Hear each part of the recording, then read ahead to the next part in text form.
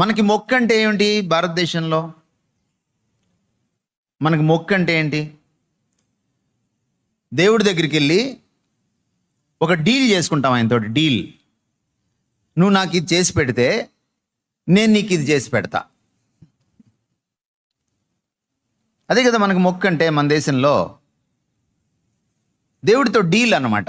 నువ్వు నాకు ఇది చెయ్యి, అప్పుడు నేను నీకు ఇది చేస్తా. అది మొక్కు. కానీ బైబిల్లో మొక్కు అంటే అది కాదు. బైబిల్లో మొక్కు అంటే అర్థం ఏంటంటే, ఇప్పుడు సందర్భం చూడండి. ఎప్పుడు మీరు వాక్యం చదివినా సందర్భం నుంచే అర్థాన్ని తీసుకోవాలి. సందర్భం ఏమిటి? అబ్రహాముకి లేక లేక ఒక కొడుకునిచ్చాడు. అది కూడా 25 సంవత్సరాలు ఇస్తాను అని ఇవ్వకుండా ఊరించి 75 సంవత్సరాలు అప్పుడు పిలిచి 100 ఏళ్ళు అప్పుడు ఇచ్చాడు. అప్పుడు అబ్రహాంకి ఎలా ఉంటుంది ఆ కొడుకుని చూడగానే? ఇక అతడే లోకం అయిపోయాడు. అతడే లోకం అయిపోయినప్పుడు అతనికి 11-12 ఏళ్ళు వచ్చేటప్పటికి అబ్రహాము హృదయంలో ఆయన విగ్రహం అయిపోయాడు. ఎవరు? కొడుకు.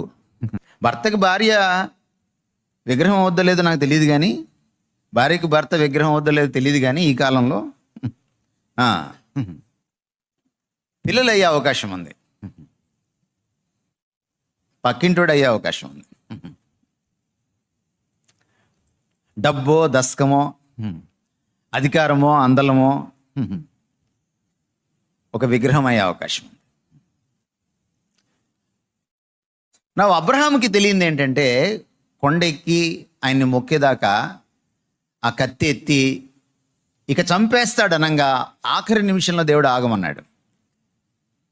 ఎందుకు ఆఖరి నిమిషం దాకా దేవుడు ఆగాడంటే, దేవుడికి కావాల్సింది ఆ బయట ఉన్న ఇస్సాకు కాదు, ఆ గుండెల్లో విగ్రహం అయిపోయారు ఇస్సాకు. ఆ గుండెల్లో ఉన్న ఇస్సాకు ఎప్పుడు చచ్చిపోతాడంటే, వీడిని చంపేయని అన్నప్పుడు ఒక తండ్రి కొడుకుని ఎప్పుడు చంపగలడు? ముందు గుండెల్లో చంపుకోవాలి, అప్పుడే చంపగలడు. ఆ గుండెల్లో కొడుకుని చంపేసిన తర్వాత ఇంకొక సెకండ్ ఆలస్యం అయితే కత్తి వేటు అతని మీద పడుతుంది. ఎప్పుడైతే ఆ గుండెల్లో ఇస్సాకు చనిపోయాడో దేవుడు ఆగమన్నాడు. ఆరాధన అంటే ఏమిటి? విగ్రహాన్ని చంపేయడం.